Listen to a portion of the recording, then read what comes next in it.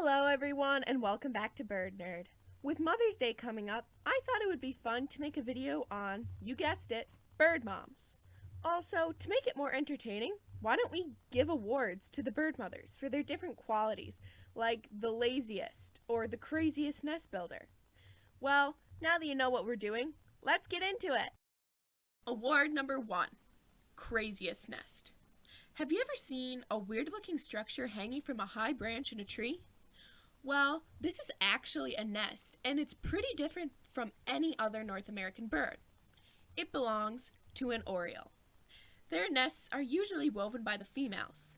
The male will sometimes gather materials, but will rarely help with the weaving. To make her awesome-looking nest, the female will carefully choose strong materials to weave around a branch to make the support for the rest of the nest. Then, from there, she begins the outside of the nest by intertwining materials, carefully, with only her beak. After that, the inside bowl is created out of springy fibers. Once the structure is complete, she lines the inside with soft materials to make it nice and cozy. Now, these nests seem like they would fall down with the slightest wind, but in reality, these nests take between 1 to 2 weeks to complete, and that is for a reason. The nests are so durable that they support the birds, but they also stay strong even after they aren't in use anymore. One study found that the Oriole nests were so well made that 85% of the nests were still intact a year after it was last occupied. I would say these birds definitely make the craziest nests. Award number 2, the most broods.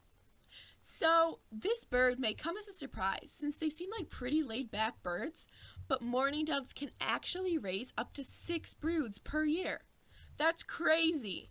But take into mind, they only lay 2 eggs per brood, so that would be 12 eggs in total.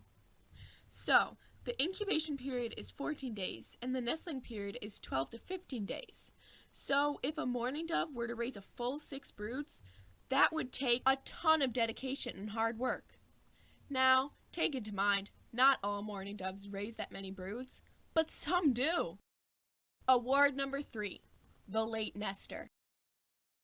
One of the last North American songbirds to nest, American goldfinches wait until June or July to even begin nesting, since that is when the thistle and other seeded plants have begun to produce the majority of their seeds. These seeded plants are very important to the American goldfinch since the seeds are what they eat, feed to their nestlings, and even incorporate into their nests. Oh, also, since the diet of American goldfinch nestlings is all seeds, when a brown-headed cowbird, which we'll talk about in a minute, lays their egg into a goldfinch nest, the cowbird nestling will hatch, but often won't survive more than a few days since the seeds are not enough for it. Award number 4, the laziest mom. Now, remember that brown-headed cowbird I mentioned before? Yeah, this one is definitely one of the laziest bird moms.